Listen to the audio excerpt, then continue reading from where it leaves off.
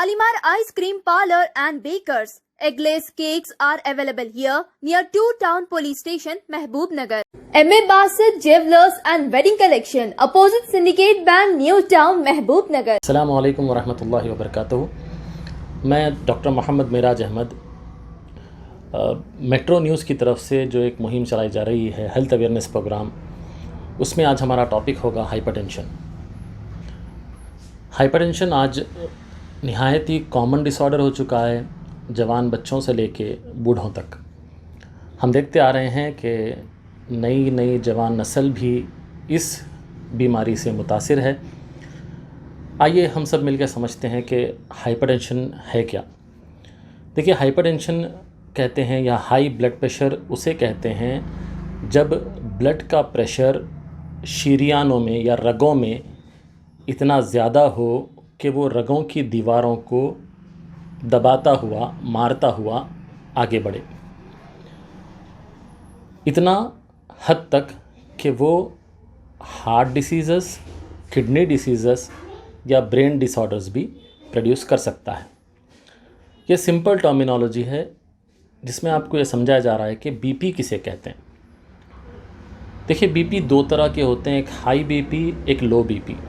High BP particularly ये एक बीमारी है, लेकिन जहाँ तक कि लो बीपी का सवाल है, लो बीपी कोई बीमारी नहीं होती, लेकिन लो बीपी किसी सेकेंडरी कॉजेज़ की वजह से होती है।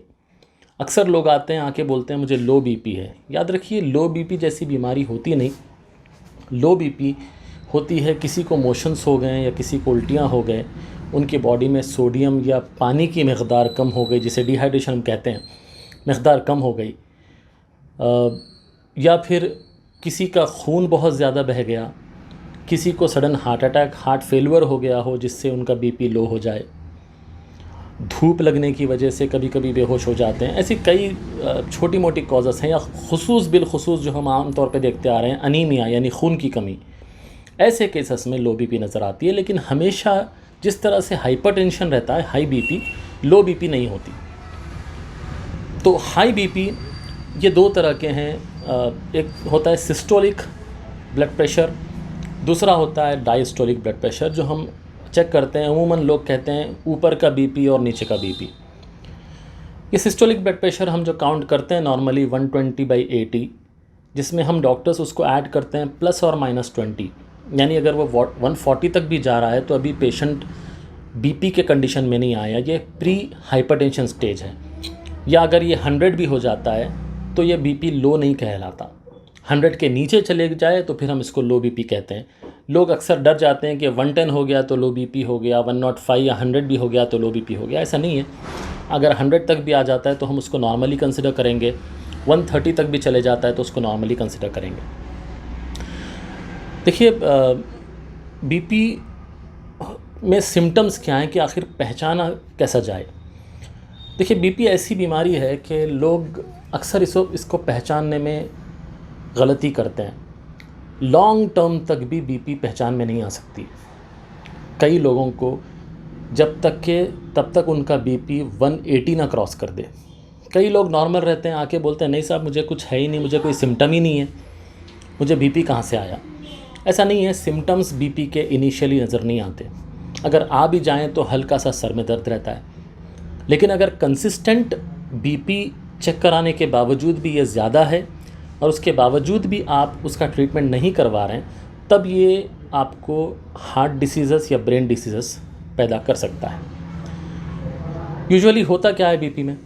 बीपी में होता है कि सर में दर्द होना, सांस छोटी छोटी आना, यानी बार बार तेज़ी से सांस आना, कभी कभी नाक से खून का बह जाना, ब्लरिंग ऑफ विजन यानी नज़र धुंधलापन, और किसी को चक्कर भी आती है।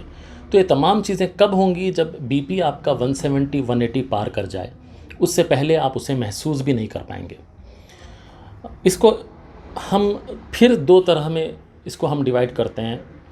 एक होता है प्राइमरी या एसेंशियल हाइपरटेंशन, दूसरा होता है सेकेंडरी हाइपरटेंशन। तो प्राइमरी हाइपरटेंशन क्या चीज़ है कि ये अक्सर लोगों को होता है जिनको एज के हिसाब से बीपी का बढ़ना, एज 40 हो गई तो बीपी 140 तक आ गया, एज 50 हो गई तो बीपी 150 तक हो गया, या फिर 50 की एज में भी ये बीपी 160, 170, 180 तक जा सकता है। तो ये उम्र के हिसाब से जो बीपी बढ़ता है उसे हम प्राइमरी हाइपरटेंशन कहेंगे। लेकिन सेकेंडरी हाइपरटेंशन एक बीमारी है जो हम खुसूस उन लोगों में देखते हैं जिन्हें किडनी डिसऑर्डर हो या थायराइड डिसऑर्डर हो, हाइपरथायरॉयडिज्म जिसे हम कहते हैं, या किडनी फेलुअर हो, किसी को ब्रेन डिसऑर्डर्स हो, या एक बीमारी है खुसूस कुछ केसेस हम देखते आ रहे हैं, ऑब्स्ट्रक्टिव स्लीप एपनिया, यानी रात में सडन सांस रुकती है और ठसका लग के इंसान उठ जाता है।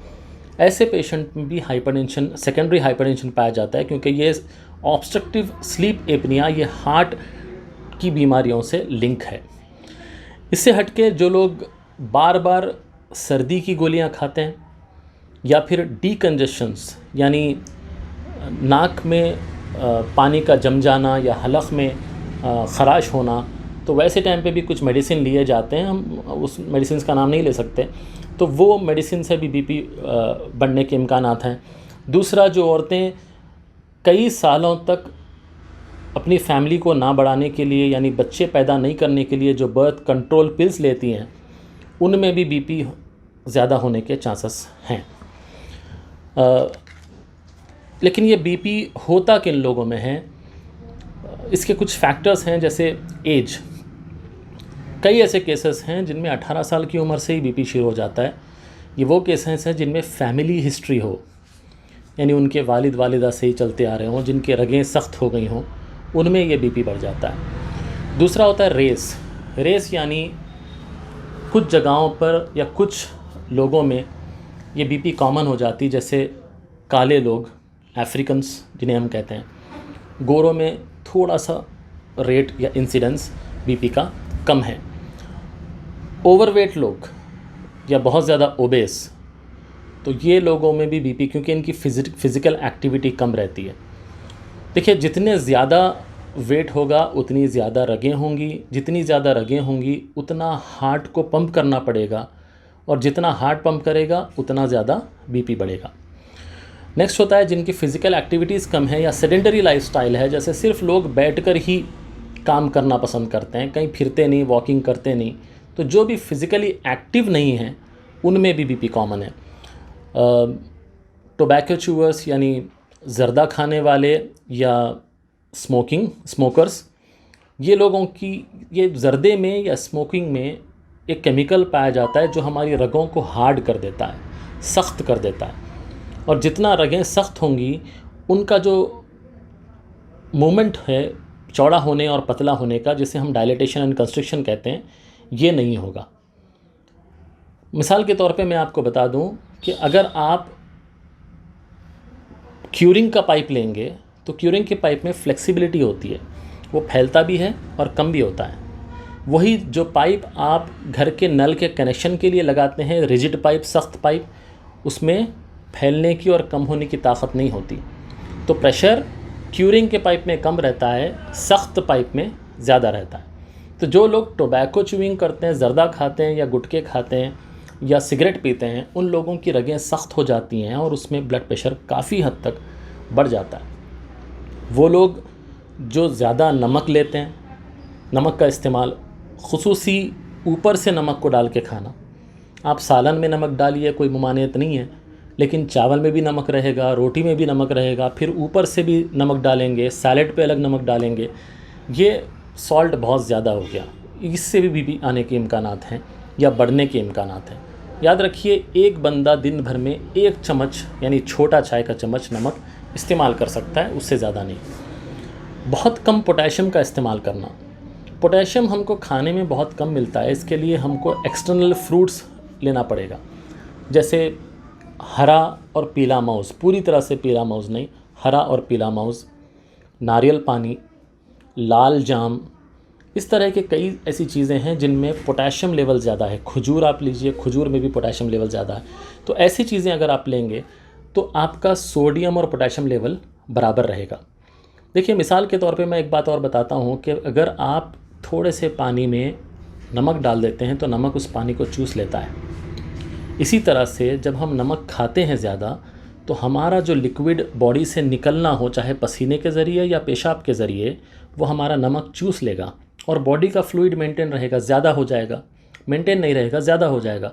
और ये फ्लूइड ज़्यादा क्योंकि निकला नहीं बाहर तो जाहिर बात है ये ज़्यादा हो गया। तो जितना फ्लूइड बॉडी में जितनी देर तक रहेगा आपका बीपी बढ़ाएगा। और फिर पोटेशियम हम इसलिए देते हैं ताकि जो सोडियम ज़्यादा हो गया वो पोटेशियम उसको लेवल कर दे। तो बॉडी में पोटेशियम और सोडियम की लेवल एक सेल में बिल्कुल इक्वल होनी चाहिए। अगली बात ये कि एक्सेस अल्कोहल, शराब बहुत ज़्यादा पीने वाले लोग अक्सर तो बेहतर है रोक ही दें, लेकिन जिनको आदत ही पड़ गई वो अपनी शराब की क्वांटिटी को कम कर दें, मुनासिब है। स्ट्रेस ओवरलोड यानी नौकरी पे ज़्यादा काम करना या जो भी उनका कारोबार है जिसमें भागम दौड़ ज़्यादा है या जिनके घर में टेंशन्स हैं, जो घरेलू हालात से मुतासिर हैं, तो ऐसे लोगों में भी हाइपरटेंशन होना बहुत कॉमन है। इससे हटके होता है सेकेंडरी कॉजेस में, जैसे क्रॉनिक कंडीशंस यानी किडनी की बीमारी हो, बचपन से बच्चों को किडनी के अमराज देखे जाते हैं, या प्रेगनेंसी में भी एक तरह का जेस्टेशनल हाइपरटेंशन होता है, या उसको बहुत सारे नाम हैं वैसे, एक हम कहते हैं जेस्टेशनल डायबिटीज़ या जेस्टेशनल हाइपरटेंशन। तो इस तरह की बीमारियां हैं जिसमें बीपी बढ़ जाता है। अगली चीज़ के बीपी करता क्या है, कॉम्प्लिकेशंस क्या हैं।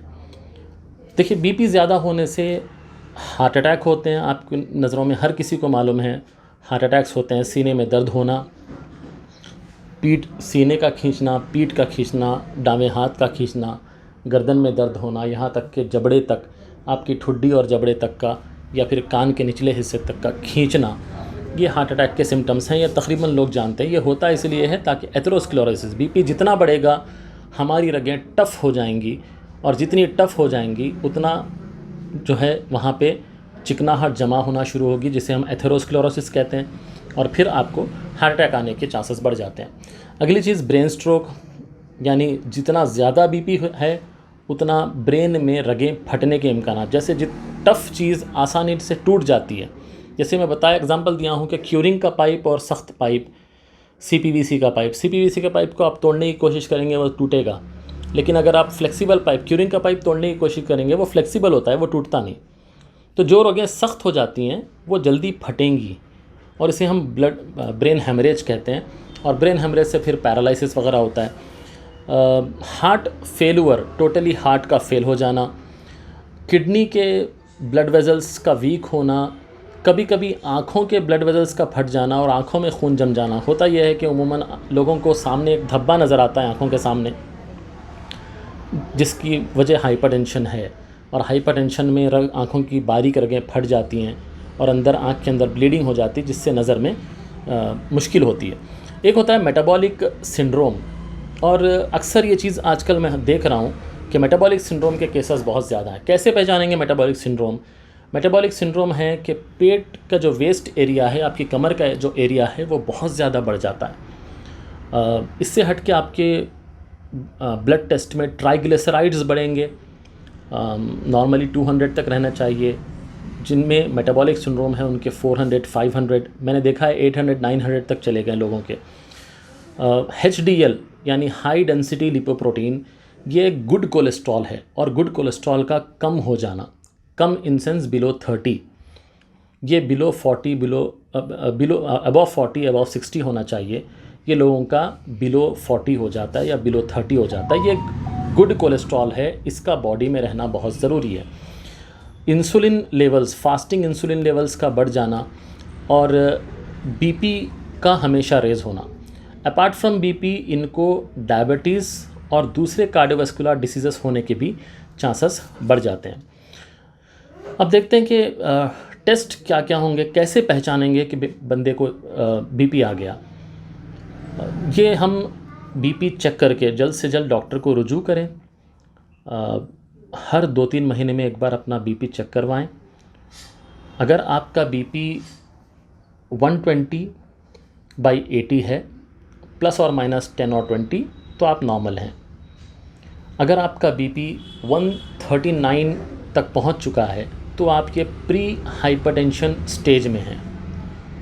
प्री हाइपरटेंसिव स्टेज, आपको बीपी आ सकता है 129/89, ये यहाँ तक अगर आपका है तो ठीक है। इसके ऊपर अगर जाता है तो ये प्री हाइपरटेंशन स्टेज है। और फिर नेक्स्ट स्टेज 2 होता है। स्टेज 2 में आपका बीपी बढ़ जाता है मोर देन 140, ये समझ लीजिए 150 160 चला गया। और अगला होता है स्टेज 2 अबव 160, और अगला होता है स्टेज 3 या हाइपरटेंसिव क्राइसिस, जिसमें आपका बीपी हो जाएगा 180 और नीचे का हो जाएगा 120 या 110। ये काफ़ी ख़तरनाक स्टेज है और इसी स्टेज में अक्सर लोगों का रगें फट जाती हैं ब्रेन की, खुसूसी पैरालिसिस वगैरह देखने में आता है। तो क्या क्या टेस्ट हैं जिसमें हम बीपी को पहचान सकते हैं? देखिए, उमूमन कोई टेस्ट बीपी को पहचान नहीं पाता अनलेस एंड अनटिल बंदे को कोई सेकेंडरी डिसऑर्डर हो। जैसे मैंने बताया कि किसी को किडनी और किसी को हार्ट डिसीज़, अगर ये सब चीज़ें अगर हैं तो हम कह सकते हैं कि हाँ इसको बीपी है। लेकिन जो हम प्राइमरी हाइपरटेंशन की बात करते हैं, जैसे एज के हिसाब से बीपी का बढ़ना, ऐसे लोगों में हम सिर्फ बीपी को चेक करके ही पहचान सकते हैं कि बंदे को बीपी आया है। तो इसके लिए आप 2-3 महीने में एक मरतबा आएँ और अपना बीपी कहीं पर भी किसी भी MBBS डॉक्टर के पास चेक करवाएं। चेक करने के भी काफ़ी तरीक़े हैं, जैसे 24 घंटे तक बार बार बीपी को चेक कराया जाए, कभी बिठाकर, कभी ठहराकर और कभी लेटकर चेक करवाया जाए, फिर उसका एवरेज निकाल कर फिर आपको टैबलेट दी जाती है। एक ही बार किसी ऐसे डॉक्टर के पास जाना जो क्वालिफाइड भी नहीं है और वहाँ पर जाके बीपी चेक करवा लेना और पहली बार बीपी बढ़ते ही आप गोली स्टार्ट कर देते हैं उनकी बातें सुनकर, ये मुनासिब नहीं है, ये आपके लिए नुकसानदेह है। आप 24 घंटे तक अपना बीपी चेक करवाएं। अगर 24 घंटे किसी डॉक्टर के पास नहीं जा सकते हैं, जाहिर बात है, तो आप घर पे अपना बीपी मॉनिटर ख़रीद लें और बीपी मॉनिटर ख़रीद कर उसको हार्ट लेवल पर, याद रखिए कई लोग कंफ्यूज्ड हैं कि बीपी मॉनिटर से, इलेक्ट्रॉनिक बीपी मॉनिटर से बीपी कैसा चेक करवाया जाए। हार्ट लेवल यानी हमारे हार्ट के लेवल पे वो मशीन होनी चाहिए और हाथ को इस तरह से रख के आपको बीपी चेक करना है, तो आपका बीपी की एक्यूरेसी आएगी। फिर भी इलेक्ट्रॉनिक बीपी मॉनिटर्स उतनी एक्यूरेसी नहीं दे सकते जितनी हमारे ब्लड प्रेशर्स देते हैं। दूसरा ये कि एक बीपी ऐसा है जिसे हम नॉक्टर्नल हाइपरटेंशन भी कहते हैं, या फिर शाम होते होते बीपी का बढ़ जाता है, ये भी स्ट्रेस की वजह से है। तीसरा या पांचवा हाइपरटेंशन ये है जिसे हम वाइट कॉलर हाइपरटेंशन कहते हैं। ये अक्सर लोगों को होता है, चाहे वो छोटे बच्चे हों या बड़े हों, यानी वाइट कॉलर हाइपरटेंशन उसे कहा जाता है। जैसे ही डॉक्टर के कैबिन में एंटर हो जाते हैं उनका बीपी बढ़ जाता है। तो ये, इसके लिए आप कुछ देर कंफर्टेबली पहले डॉक्टर से मिलें। अगर आपका बीपी बढ़ा हुआ है तो बाहर जाएं, कुछ देर रिसेप्शन में सुकून से बैठें, फिर आके चेक करवाएं। जब आपका डॉक्टर से रैपो बढ़ जाए, यानी डर निकल जाए, तब आप अपना बीपी चेक करवाएं, तो फिर आपको नॉर्मल बताएगा। जब आपका बीपी 139 या 140 क्रॉस कर दे तो डॉक्टर आपको कुछ यूरिन टेस्ट और ब्लड टेस्ट लिखेंगे, जैसे ब्लड यूरिया, सीरम क्रिएटिनिन वगैरह, या कोलेस्ट्रॉल आपका चेक करवाएंगे। ये काफ़ी ज़रूरी है हर हाइपरटेंसिव पेशेंट के लिए। देखिए, 100, 200, 300 रुपये के लिए पीछे ना हटें। खुदा न खास्ता आप जैसे अनक्वालिफाइड डॉक्टर्स के पास जाते हैं और वहाँ पे आपको कोई भी टैबलेट दे दी जाती, समझ लीजिए कि आपको हार्ट डिसीज़स या किडनी डिसीज़ की वजह से आपका बीपी बढ़ा हो और सामने वाले अनक्वालिफाइड डॉक्टर ने आपको कोई टैबलेट दे दी, तो आपकी हार्ट डिसीज़ भी बढ़ेगी, किडनी भी फेल हो जाएंगे। लिहाजा ब्लड यूरिया, सीरम क्रिएटिनिन जैसे टेस्ट आप करवाइए। देखिए कि आपका क्रिएटिनिन कहीं बढ़ा हुआ तो नहीं है, क्योंकि क्रिएटिनिन बढ़ता है तो उसके अलग टैबलेट्स हैं। हार्ट डिसीज़स अगर हैं किसी को तो उसके अलग टैबलेट्स हैं। हर हाइपरटेंसिव पेशेंट को एक ECG और एक ब्लड यूरिया, सीरम क्रिएटिनिन ज़रूरी है।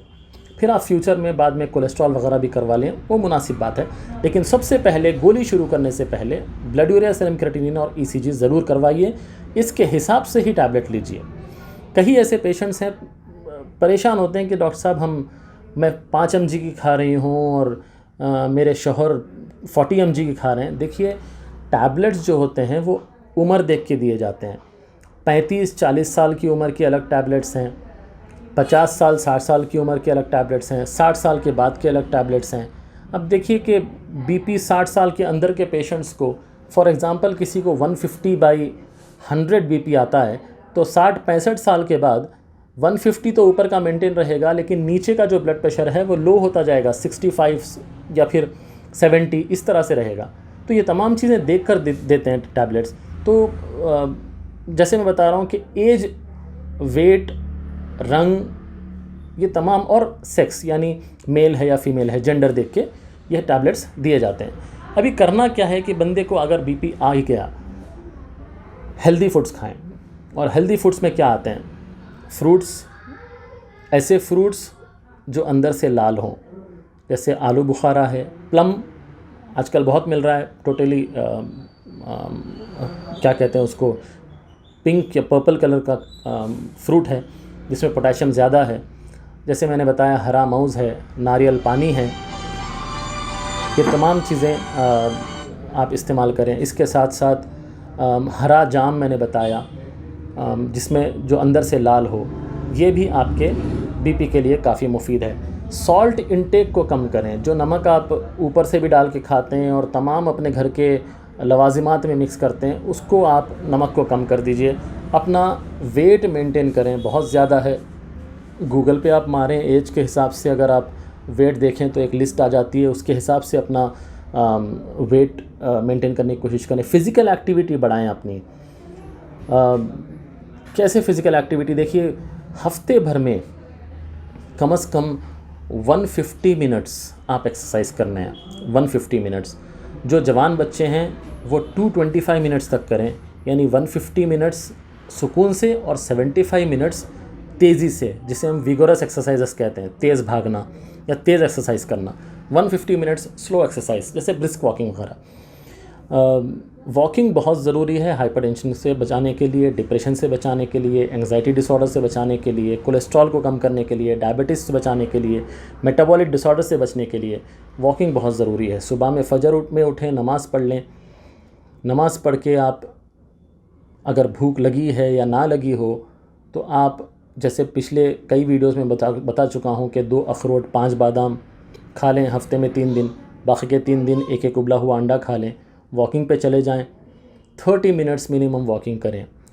करीब होता है 1.5 किलोमीटर जाना और 1.5 किलोमीटर वापस आना। या याद रखिए, आजकल स्टेप काउंटर ऐप्स मौजूद हैं मोबाइल में, वो आप जेब में ऑन करके जेब में रख लें। 10,000 स्टेप्स ये ज़रूरी हैं, 10,000 स्टेप्स आप चलें।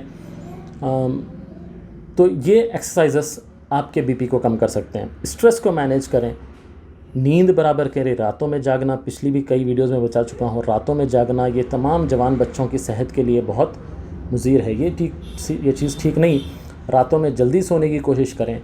देखें, जो ये सोच रहे हैं कि हाँ हम रोज़ जाग रहे हैं, हमको कुछ नहीं हो रहा, आज नहीं हो रहा, 35-40 साल के बाद आपको बहुत इफ़ेक्ट होगा।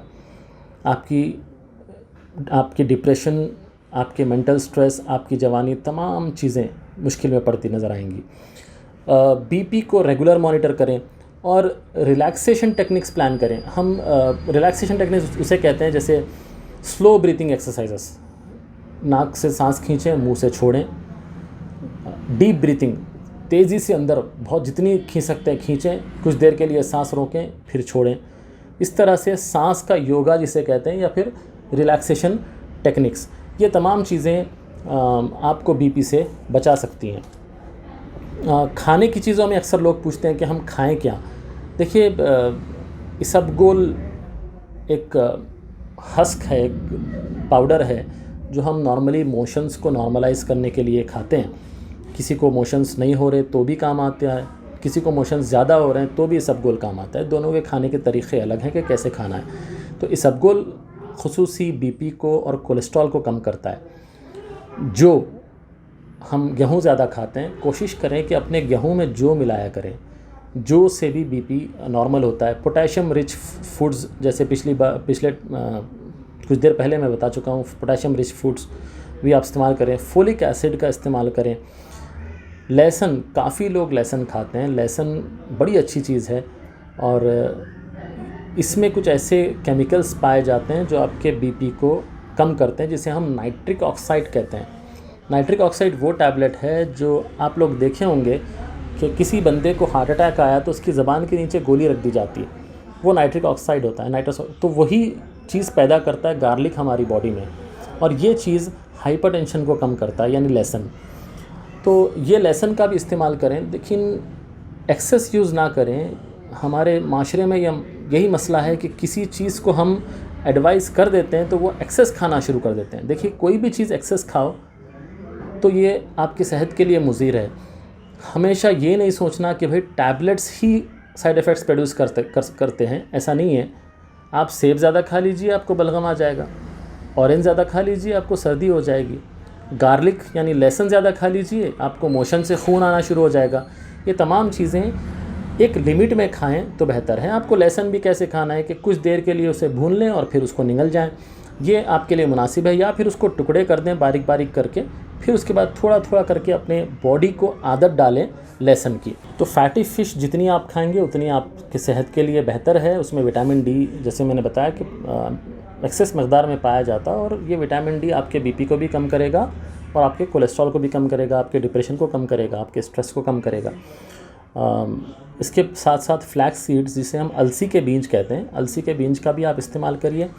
ये भी ज़्यादा गर्म हो जाते हैं, तो लिहाजा हफ्ते में 2 मरतबा या 3 मरतबा 1 चम्मच अलसी के बीज आप नहर पेट खा सकते हैं, या उसका पाउडर या चटनी आजकल कॉमन है, तो चटनी बना के आप अपने खाने के साथ भी उसको इस्तेमाल कर सकते हैं। विटामिन डी के टैबलेट्स लें।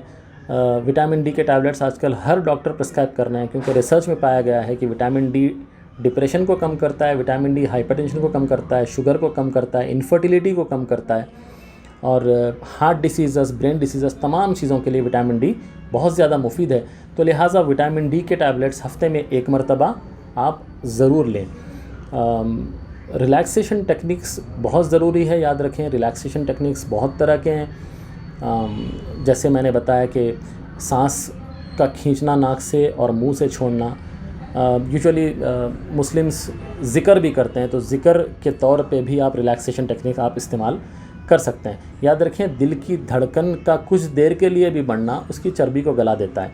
तो आपके सामने ये हाइपरटेंशन के बारे में बताया जा रहा था। अब तक अच्छे चीज़ें खाइए, सेहत को अच्छी रखिए, अपनी ज़िंदगी अच्छी मेंटेन करिए। इंशाल्लाह हम अच्छे से अच्छे टॉपिक्स के साथ हर महीना आपके सामने हाज़िर होंगे। आजकल एंग्जाइटी डिसऑर्डर्स के पेशेंट बहुत ज़्यादा नज़र आ रहे हैं, तो इंशाल्लाह हम कोशिश कर रहे हैं कि एंग्जाइटी डिसऑर्डर पर अगले प्रोग्राम में आपके सामने फिर से हाज़िर हों।